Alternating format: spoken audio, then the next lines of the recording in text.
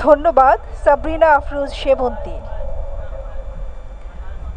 সম্মানিত নাগরিকবৃন্দ, এবারে সেই ঐতিহাসিক মুহূর্ত যার জন্য সারা দেশের মানুষ অধীর আগ্রহে অপেক্ষা করে আছে। এখন জুলাই ঘোষণাপত্র পাঠের সেই মাহেন্দ্রক্ষণ। 2024-এর গণ অভ্যুত্থান পরবর্তী এদেশের আপামর ছাত্র জনতার বহু কাঙ্ক্ষিত জুলাই ঘোষণাপত্র পাঠ করার জন্য বাংলাদেশ সরকারের মাননীয় প্রধান উপদেষ্টা ডক্টর মোহাম্মদ ইউনূস মহোদয়কে বিনীত অনুরোধ জানাচ্ছি। মঞ্চে উপবিষ্ট দেশের শীর্ষ রাজনৈতিক দলের নেতৃবৃন্দকে বিনীত অনুরোধ করছি জুলাই ঘোষণাপত্র পাঠের সময় মাননীয় প্রধান উপদেষ্টার পাশে দাঁড়িয়ে সংহতি জানানোর জন্য। শীর্ষ রাজনৈতিক দলের নেতৃবৃন্দকে সাথে নিয়ে এবারে জুলাই ঘোষণাপত্র পাঠ করছেন মাননীয় প্রধান উপদেষ্টা ডক্টর মোহাম্মদ ইউনূস। আসসালামু আলাইকুম। আজকে দেশের নেতৃবৃন্দকে সঙ্গে নিয়ে জাতির যে গুরুত্বপূর্ণ দায়িত্ব পালন করতে আমরা এসেছি, আল্লাহ তার জন্য আমাদের জন্য রহমত বর্ষণ করছেন। আল্লাহর রহমত নিয়ে আমি এই ঘোষণাপত্র পাঠ করব। বিসমিল্লাহির রহমানির রহিম। যেহেতু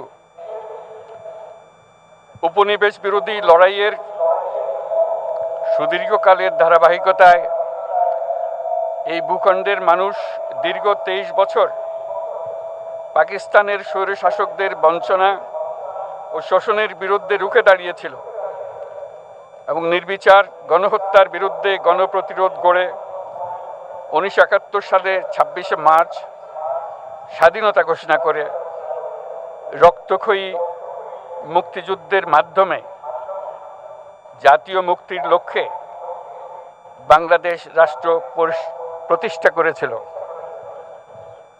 এবং যেহেতু বাংলাদেশের আপামর জনগণ দীর্ঘ আন্দোলন সংগ্রামের মধ্য দিয়ে এই ভূখণ্ডে স্বাধীনতার ঘোষণাপত্রে বিবৃত সাম্য, মানবিক মর্যাদা, সামাজিক সুবিচারের ভিত্তিতে উদার গণতান্ত্রিক রাষ্ট্র বিনির্মাণের আকাঙ্ক্ষাকে বাস্তবায়নের জন্য সর্বোচ্চ ত্যাগ স্বীকার করেছে। এবং যেহেতু স্বাধীন বাংলাদেশের 1972 সালের সংবিধান প্রণয়ন পদ্ধতি এর কাঠামোগত দুর্বলতা ও অপপ্রয়োগের ফলে স্বাধীনতা পরবর্তী আওয়ামী লীগ সরকার মুক্তিযুদ্ধের জন আকাঙ্ক্ষা পূরণে ব্যর্থ হয়েছিল এবং গণতন্ত্র ও রাষ্ট্রীয় প্রতিষ্ঠানগুলোর কার্যকারিতা ক্ষুণ্ণ করেছিল। এবং যেহেতু স্বাধীনতা পরবর্তী আওয়ামী লীগ সরকার স্বাধীনতার মূল মন্ত্র গণতান্ত্রিক শাসন ব্যবস্থার বিপরীতে বাকশাল নামে সাংবিধানিকভাবে একদলীয় শাসন ব্যবস্থা কায়েম করে এবং মত প্রকাশ ও বিচার বিভাগের স্বাধীনতা হরণ করে, যার প্রতিক্রিয়ায় 1975 সালের 7ই নভেম্বর দেশের সিপাহী জনতার ঐক্যবদ্ধ বিপ্লব সংগঠিত হয় এবং পরবর্তী সময়ে একদলীয় বাকশাল পদ্ধতির পরিবর্তে বহুদলীয় গণতন্ত্র, মত প্রকাশ ও বিচার বিভাগের স্বাধীনতা পুনঃপ্রবর্তনের পথ সুগম হয়। এবং যেহেতু 80-র দশকে সামরিক স্বৈরশাসনের বিরুদ্ধে দীর্ঘ 9 বছর ছাত্র জনতার অবিরাম সংগ্রামের মধ্য দিয়ে 1990 সালে গণ অভ্যুত্থান সংগঠিত হয় এবং 91 সনে পুনরায় সংসদীয় গণতান্ত্রিক শাসন ব্যবস্থার প্রবর্তন করা হয়।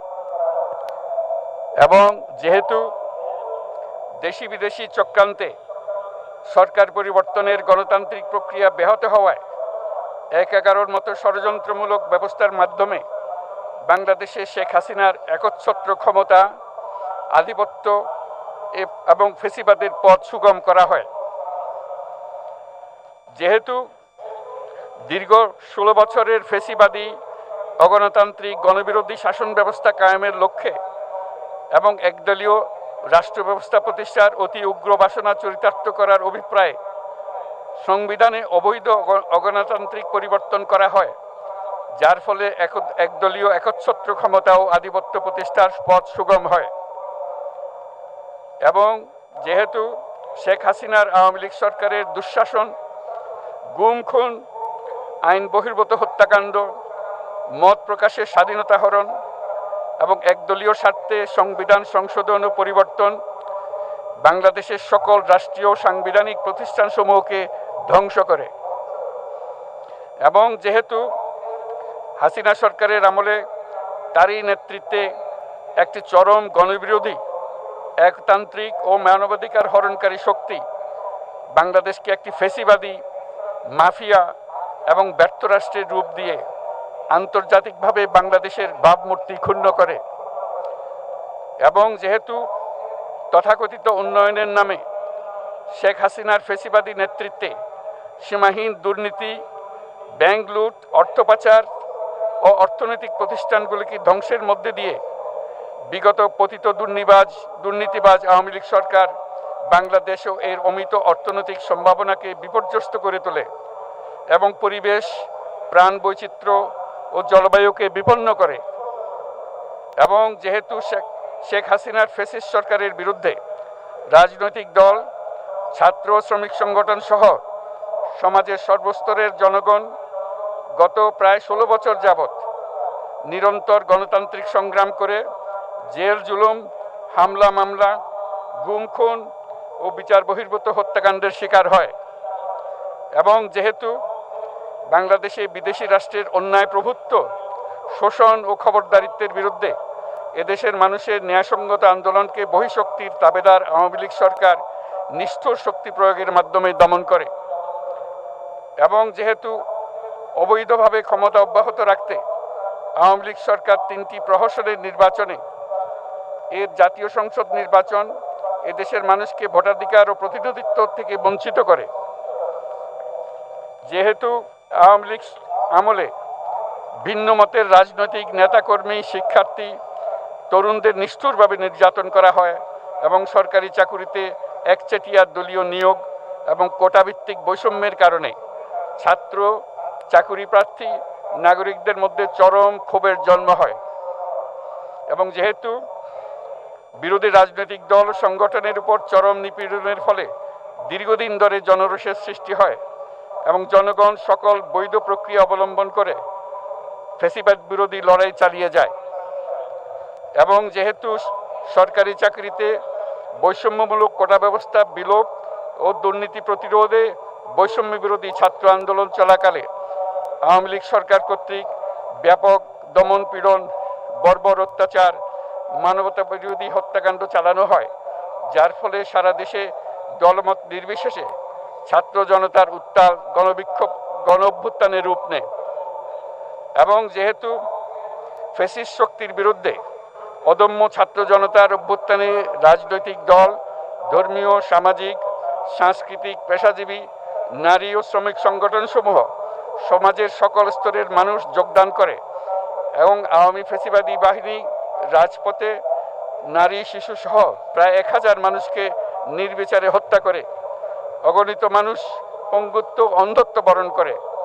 আন্দোলনের চূড়ান্ত পর্যায়ে সামরিক বাহিনীর সদস্যগণ জনগণের গণতান্ত্রিক লড়াইকে সমর্থন প্রদান করে এবং যেহেতু অবৈধ শেখ হাসিনা সরকার পতন, ফ্যাসিবাদী ব্যবস্থার বিলোপ এবং নতুন রাজনৈতিক বন্দোবস্তের লক্ষ্যে বৈষম্য বিরোধী ছাত্র আন্দোলনের ডাকে জনগণ অসহযোগ আন্দোলন শুরু করে, পরবর্তী সময়ে 5ই আগস্ট ঢাকা অভিমুখে লং মার্চ পরিচালনা করে এবং ফ্যাসিবাদ বিরোধী আন্দোলনরত সকল রাজনৈতিক দল, ছাত্র জনতা তথা সর্বস্তরের সকল শ্রেণীর, পেশার, আপামর জনসাধারণ তীব্র আন্দোলনের চূড়ান্ত পর্যায়ে গণভবনমুখী জনতার উত্তাল যাত্রার মুখে ফ্যাসিস্ট হাসিনা 5ই আগস্ট 2024 তারিখে পদত্যাগ করে দেশ ছেড়ে পালিয়ে যেতে বাধ্য হয় এবং যেহেতু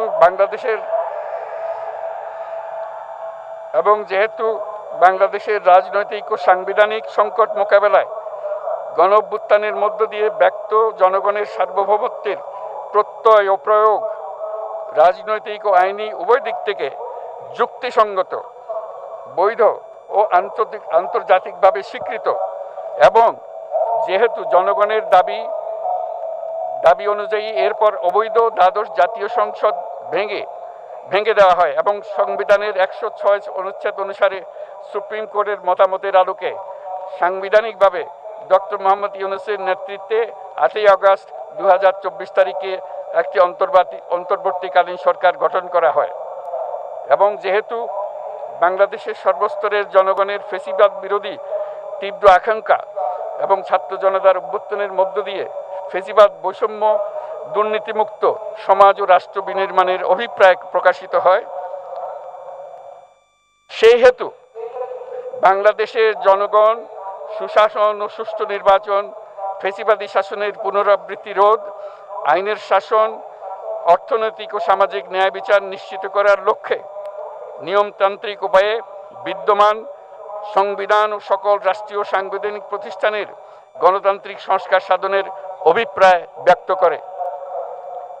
এবং সেহেতু বাংলাদেশের জনগণ বিগত 16 বছরের দীর্ঘ ফ্যাসিবাদ বিরোধী আন্দোলন সংগ্রামকালে এবং 2024 সালের জুলাই গণঅভ্যুত্থানকালীন সময়ে ফ্যাসিস্ট আওয়ামী লীগ সরকার কর্তৃক সংগঠিত গুম খুন, হত্যা, গণহত্যা, মানবাধিকার বিরোধী অপরাধ ও সকল ধরনের নির্যাতন, নিপীড়ন ও রাষ্ট্রীয় সম্পত্তি লুণ্ঠনের অপরাধসমূহের দ্রুত উপযুক্ত বিচারের দৃঢ় অভিপ্রায় ব্যক্ত করছে।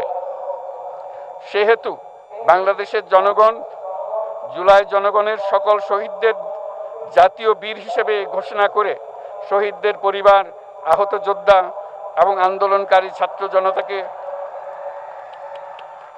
প্রয়োজনীয় সকল আইনি সুরক্ষা দেওয়ার অভিপ্রায় ব্যক্ত করেছে। এবং সেহেতু বাংলাদেশের জনগণ যুক্তিসঙ্গত সময়ে আয়োজিতব্য অবাধ ও সুষ্ঠু ও নিরপেক্ষ একটি নির্বাচনের মাধ্যমে গঠিত জাতীয় সংসদে প্রতিশ্রুত প্রয়োজনীয় সাংবিধানিক সংস্কারের মাধ্যমে দেশের মানুষের প্রত্যাশা, বিশেষত তরুণ প্রজন্মের আকাঙ্ক্ষা অনুযায়ী আইনের শাসন ও মানবাধিকার, দুর্নীতি, শোষণমুক্ত, বৈষম্যহীন ও মূল্যবোধ সম্পন্ন সমাজ এবং গণতান্ত্রিক রাষ্ট্র ব্যবস্থা প্রতিষ্ঠার অভিপ্রায় ব্যক্ত করেছে।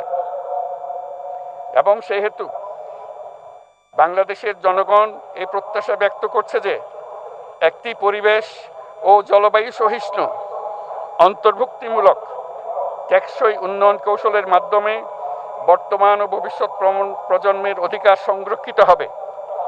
এবং সেহেতু বাংলাদেশের জনগণ এই অভিপ্রায় ব্যক্ত করছে যে ছাত্র গণঅভ্যুত্থানের 2024-এর উপযুক্ত রাষ্ট্রীয় সাংবিধানিক স্বীকৃতি প্রদান করা হবে এবং পরবর্তী নির্বাচনে নির্বাচিত সরকারের সংস্কারকৃত সংবিধানের তফসিলে এই ঘোষণাপত্র সন্নিবেশিত করা হবে।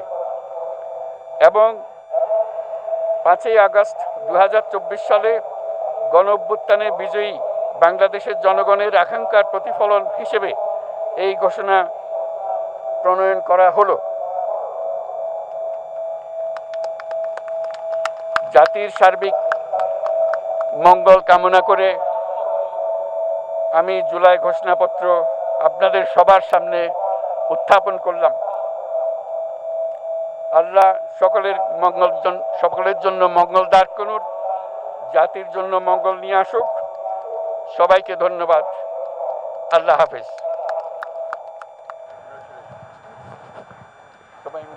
সম্মানিত সুধীবৃন্দ, ঐতিহাসিক জুলাই ঘোষণাপত্র পাঠ শেষ হলো। রাজনৈতিক নেতৃবৃন্দ সহ উপস্থিত সকলকে আন্তরিক ধন্যবাদ। মাননীয় প্রধান উপদেষ্টা অনুষ্ঠানস্থল ত্যাগ না করা পর্যন্ত সকল সম্মানিত অতিথিকে স্ব আসনে উপবিষ্ট থাকার জন্য সবিনয় অনুরোধ জানাচ্ছি। সুধীমণ্ডলী, এবারে আমরা পুনরায় ফিরে যাচ্ছি মানিক মিয়া অ্যাভিনিউতে আজকের দিনব্যাপী সাংস্কৃতিক অনুষ্ঠানমালা ও সন্ধ্যায় আকর্ষণীয় ড্রোনের মাধ্যমে নতুন বাংলাদেশের গল্প বলায়। দেশের সকল নাগরিকের সুস্বাস্থ্য কামনা করছি। সবাইকে ধন্যবাদ। অসংখ্য ধন্যবাদ জানাচ্ছি। আমরা এতক্ষণ সরাসরি যুক্ত ছিলাম, শুনেছি আপনাদের যে কাঙ্ক্ষিত জুলাই সনদ ত্যাগ না করা পর্যন্ত সকল সম্মানিত অতিথিবৃন্দকে নিজ নিজ আসনে উপবিষ্ট তুলে থাকার জন্য সৃষ্টিকর্তার কাছে অনেকে প্রার্থনা অনুরোধ করেছেন, জানাচ্ছি। এখনো All of করছেন। you are requested to kindly keep yourself in your seats until the departure of the Honorable Chief Advisor.